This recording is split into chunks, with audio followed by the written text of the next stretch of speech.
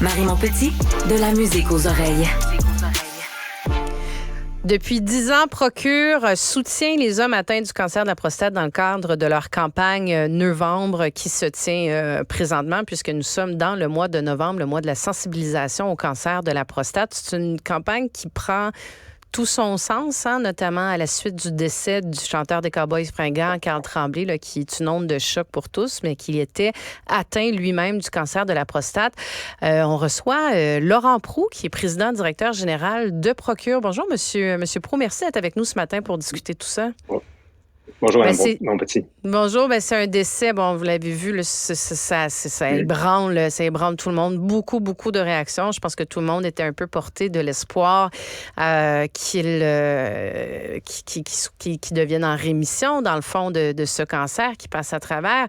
Mais ça vient soulever toute l'importance de la prévention, en fait, du cancer de la prostate. Puis je voulais justement vous donner l'occasion d'échanger avec nous là-dessus. Là. Écoutez, c'est un cancer quand même, dans le cas de Carl Tremblay, qui est quand même jeune, 43 ans diagnostiqué, décédé à 47, mais il faut comprendre que c'est à peu près 1% des hommes qui vont avoir un cancer aussi fulgurant que celui-là. C'est pas la norme. Je parlais avec un neurologue hier soir, puis on échangeait là-dessus, puis il me disait, écoute, rassure les gens là, que les gens qui sont en traitement présentement, que c'est vraiment un cas exceptionnel d'un cancer fulgurant. Oui, parce qu'on a l'impression, détrompez-moi, mais on a l'impression que le cancer de la prostate, on dit justement, je ne veux pas dire que c'est un bon cancer, mais c'est des fois l'expression qui est utilisée par certains, en ce sens que c'est un cancer qui a un niveau de rémission qui est quand même assez fort, là. Exact. S'il est diagnostiqué tôt, alors c'est évidemment que si on est diagnostiqué à un stade où c'est un cancer localisé, ici au Québec, on pratique beaucoup la surveillance active, donc on va pas nécessairement traiter tous les cancers qui sont diagnostiqués. Ça, je pense que c'est vraiment intéressant de le dire. On peut avoir un cancer puis pas nécessairement être traité pour ce cancer-là. Dans le cas où on est traité, je donne un exemple, moi j'ai été diagnostiqué à 48 ans. C'est quand même jeune, mais je réalise aujourd'hui que j'ai été diagnostiqué tôt, ce qui m'a permis, 15 ans plus tard, de pouvoir vivre, faire plein d'activités. C'est ce qu'on veut rassurer les gens dans un contexte où cette nouvelle-là arrive. Ça crée un nombre de chocs, évidemment. Puis si on est en traitement, il y a probablement un peu plus d'anxiété qui va se développer.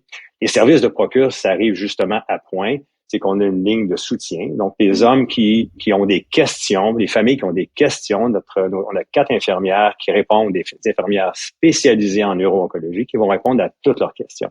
Alors, les gens peuvent se diriger vers notre site web, procure.ca, puis le numéro de téléphone est au haut de l'écran. C'est gratuit. Vous pouvez poser toutes les questions que vous avez. Puis ça, je pense que la pandémie, on a eu beaucoup plus d'appels au début de la pandémie parce que les hommes n'étaient pas nécessairement traités, puis il y avait des hommes qui avaient des symptômes de cancer avancé. Alors, c'est sûr que ça a créé aussi cette onde d'anxiété-là. Alors, le service de Procure, c'est d'offrir un site web d'information qui est validé par l'Association des urologues du Québec et du Canada. Donc, c'est du contenu de qualité. Ensuite, on a un paquet de séries de webinaires, de capsules d'information qui sont pour aider les hommes et leurs familles à mieux comprendre cette maladie-là. Puis notre ligne de soutien, on peut fonctionner aussi par clavardage. Si on veut pas parler à personne, on veut juste clavarder, on va vous répondre à vos questions ou par courriel. Alors, ce sont tous des options qui permettent aux hommes de passer à travers cette période-là là, qui est peut-être plus intense avec le décès de Carl Tremblay. Monsieur Proulx, est-ce que vous constatez encore qu'il y a une certaine réticence chez les hommes, justement, à aller faire cette prévention-là, à aller faire les examens? Oui, ça, je pense on se le cachera pas, c'est quand même notre campagne de sensibilisation de novembre, et justement avec les 32 ambassadeurs, le port du nœud papillon, c'est une façon d'engager la conversation. D'engager la conversation avec les hommes, de dire, prends soin de ta santé. Je pense qu'à partir de 50 ans, il est recommandé de faire au moins un test. Si on a des antécédents familiaux, soit que son père ou son oncle aurait eu, là, ça multiplie les risques par 2 à 4 fois plus de risques. Alors, c'est important justement, d'engager en conversation avec son médecin, de dire, je vais ça passer pour pouvoir avoir le test. Mon père l'a eu ou mon oncle l'a eu, puis, ou j'ai 50 ans.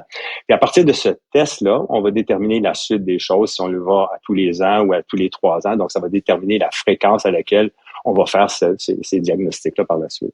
Mais vous mentionnez, c'est ça, dans le cas de Carl Tremblay, il avait tout juste 47 ans, donc il avait 45 ans quand il a été diagnostiqué. Les campagnes 43. 43, pardon, oui, effectivement. Et il l'a annoncé, c'est ça, en 2022. Puis les campagnes de prévention, justement, c'est plutôt à partir de 50 ans. Est-ce que des hommes, justement, qui se sentent préoccupés par ça aujourd'hui, est-ce que c'est seulement dans des cas où il y a eu des cas dans la famille qui doivent être plus proactifs? Ben, si je donne l'exemple de mes fils, moi je l'ai eu à 48, mes fils devront quand même commencer à se faire diagnostiquer à partir de 38 ans. Donc, il y a une incidence familiale dans ce contexte. Ça va déterminer l'âge de départ. L'incidence familiale d'un père qui l'aurait eu, etc., ça affecte. Puis le deuxième facteur, c'est, à partir de 50 ans, d'au moins commencer à faire ce test-là. C'est sûr que Carl Tremblay tombe à côté de tout ce qu'on vient de dire. Tu sais, je sais pas l'historique familial, mais il tombe à 43 ans, il est pas dans le paramètre où on l'aurait eu. Puis c'est pour ça que ça représente 1% des cas. C'est vraiment très rare. Un cancer extrêmement agressif. Puis ce qu'on veut donner aux gens aujourd'hui, c'est aussi l'espoir. Tu sais, on est en traitement de cancer, vous avez des interrogations, on est là pour vous aider. On est en grande campagne de financement, on investit aussi beaucoup dans la recherche. Alors, si les gens veulent nous soutenir dans ce volet-là, on les invite à visiter le site de procure.ca, faire un don pour la recherche. L'année dernière, on a investi 2,6 millions dans une recherche sur le cancer de la prostate. Et cette année, on récidive encore avec un investissement de 450 000 de chercheurs québécois qui vont nous aider à trouver peut-être un nouveau diagnostic, une nouvelle façon de diagnostiquer ou de traiter ce cancer. En terminant, M. Proulx, c'est quoi la prévalence, en fait, du cancer de la prostate? Est-ce que c'est un cancer, bon, vous me disiez, il y a 1% des gens qui vont peut-être se retrouver dans une situation comme celle de Carl Tremblay, mais est-ce que c'est un cancer qui est encore très fréquent? Écoutez, on parle de 18 hommes par jour qui sont diagnostiqués d'un cancer de prostate. Alors, c'est 6600 Québécois qui vont recevoir un diagnostic cette année. Pas tous ces hommes-là vont être traités. Alors, c'est sûr que c'est un cancer, tu sais, le cancer le plus fréquent chez l'homme. Alors, il faut justement être vigilant. Je pense que c'est d'engager la conversation avec son médecin de famille, commencer par ce point-là. Les gens, il y a une statistique qui disait que les hommes préfèrent faire des tâches ménagères que d'aller chez le médecin. Alors, je les conseille de peut-être sauter cette semaine puis commencer à peut-être consulter un médecin en partant. Laurent Proulx, président directeur général de Procure, je vous remercie beaucoup d'avoir pris le temps d'en discuter avec nous. C'est certainement l'ensemble de vos commentaires, votre message qui va porter parce qu'il y a certainement des hommes qui sont bien préoccupés aujourd'hui à l'annonce du décès de Carl Tremblay. Merci énormément. Je vous souhaite une belle journée. Merci aussi.